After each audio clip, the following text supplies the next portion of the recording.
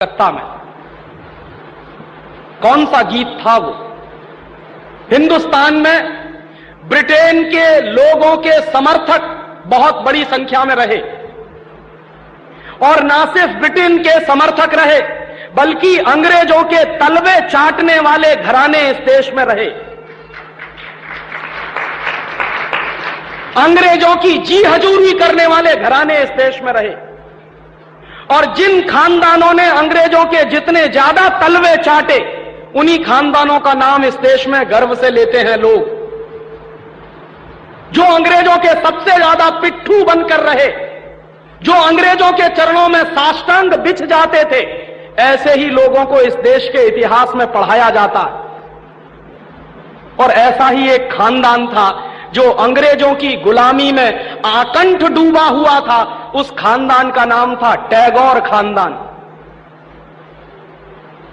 और उस टैगोर खानदान का एक व्यक्ति था जिसका नाम था रविंद्रनाथ टैगोर।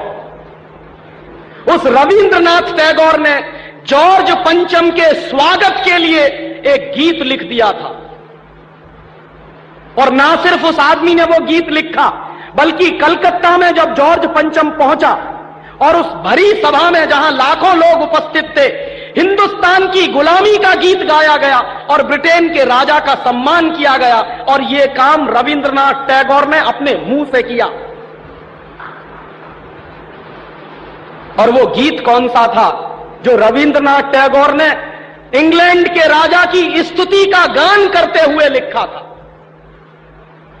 वो गीत वही है जिसको आप कहते हैं जनगण मन अधिनायक जय हे भारत भाग्य विधाता। बहुत शर्म आती है मेरे जैसे आदमी को जब वो गीत गाने के लिए कोई मुझे कहता है कि ये गाओ। क्यों गाएं उस गीत को? रविन्द्रनाथ टैगोर तो चापलूसी करते थे अंग्रेजों की, रविन्द्रनाथ टैगोर तो चाटुकार थे अंग्रेजों के, और रविन्द्रनाथ टैगोर तो साइकोफेंट थे अंग्रेजों के। इसलिए उन्होंने अंग्रेजों के राजा के सम्मान में वो गीत लिखा था। मैं तो नहीं हूं, मुझे तो अंग्रेजों की चापलूसी से कोई मतलब नहीं है। मैं तो अंग्रेजों का उससे ज्यादा विरोधी हूं जितना कोई हो सकता। लेकिन मेरे आजाद देश में उस गीत को बार बार गवाया जाए, यह मेरा राष्ट्रीय अपमान का प्रश्न है। और जिस गीत को अंग्रेजों के राजा जॉर्ज पंचम के स्वागत में गाया था रविन्द्रनाथ टैगोर ने, वही गीत 5 दिन पहले दिल्ली के एयरपोर्ट पर गाया गया महारानी के सम्मान में। आपने कभी ध्यान दिया है उस गीत के शब्द क्या हैं और उन शब्दों का मतलब क्या है? जनगण मन अधिनायक जय हे, हिंदुस्तान की जनता के मनों के अधिनायक तुम्हारी जय हो, ये मतलब है। जनगण मन अधिनायक जय है माने जॉर्ज पंचम तुम हिंदुस्तान की जनता के मनों के, जनता के गणों के अधिनायक हो, सुपर बॉस हो, इसलिए तुम्हारी जय हो। ये रविन्द्रनाथ टैगोर गा रहे हैं। भला इससे ज्यादा चाटुकारिता का दूसरा कोई प्रमाण मिल सकता?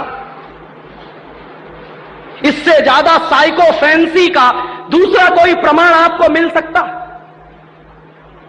और दूसरी लाइन है जनगण मन अधिनायक जय है भारत भाग्य विधाता, माने तुम भारत के भाग्य विधाता हो, माने हमारा भाग्य तुम लिख रहे हो।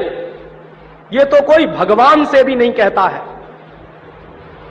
लेकिन रविन्द्रनाथ टैगोर ने तो हिंदुस्तान के साम्राज्यवादी राजा का प्रतीक जो जॉर्ज पंचम था उसको भगवान से भी ऊपर रख दिया था कि तुम तो भारत के भाग्य विधाता हो। पंजाब सिंध गुजरात मराठा द्राविड़ उत्कल बंग, विंध्य हिमाचल यमुना गंगा, उच्छल जलधि तिरंग, तब शुभ नामे जागे तब शुभ आशीष मांगे। माने पंजाब सिंध गुजरात मराठा द्राविड़ उत्कल बंग, ये सारा हिंदुस्तानी इलाका तुम्हारे लिए आशीष मांग रहा है, तब शुभ आशीष मांगे। तुम्हारी भलाई की प्रार्थना कर रहा है। ये पूरा हिंदुस्तान जो अंग्रेजों की गुलामी में सिसक रहा था, उसको रविन्द्रनाथ टैगोर लिख रहे हैं कि ये सारा का सारा हिंदुस्तान तुम्हारे लिए आशीष मांग रहा है, तब शुभ आशीष मांगे। और वो सारी की सारी आशीष हम तुमको दे रहे हैं अपनी तरफ से।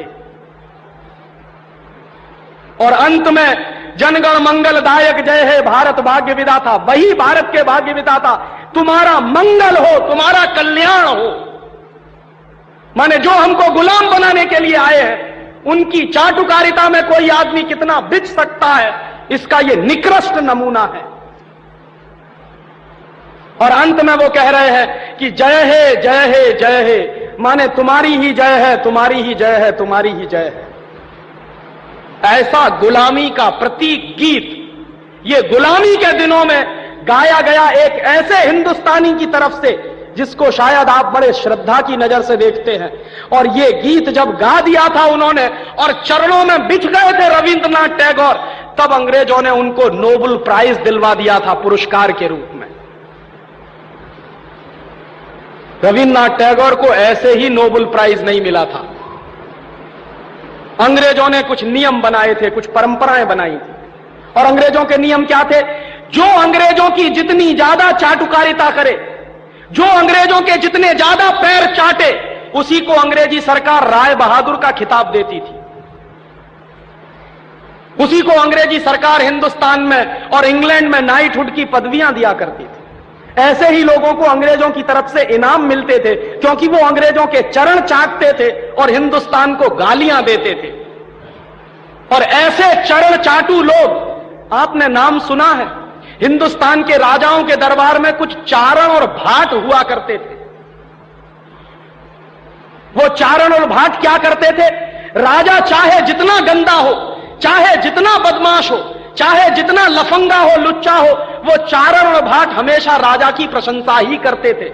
बदले में राजा उनको कुछ इनाम बांटता था। ऐसे चारण भाटों का खानदान है ये टैगोर खानदान, जिन्होंने ये गीत लिखा है।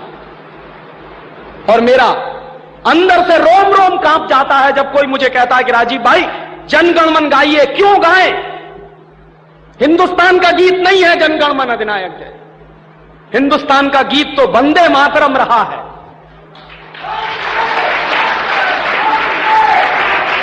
और यह वंदे मातरम जैसा गीत जो हिंदुस्तान की आजादी की लड़ाई का प्रतीक था, जो हिंदुस्तान के लोगों में खून में जोश भरने का काम करता था, उस वंदे मातरम जैसे गीत को हिंदुस्तान में राष्ट्रीय गीत का दर्जा दिलवाने में 50 साल लग गया हमको, अब जाके हुआ है।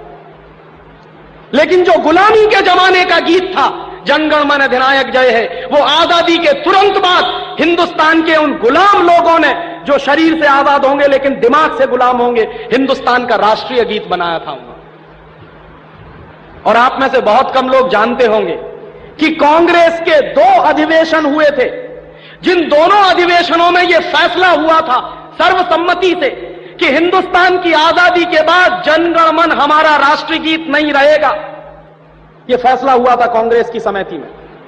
लेकिन उन्हीं कांग्रेस के लुच्चे नेताओं ने आजादी के बाद उसी को अपने देश का राष्ट्रीय गीत घोषित करवा दिया। इससे ज्यादा शर्म की दूसरी बात कोई हो नहीं सकती।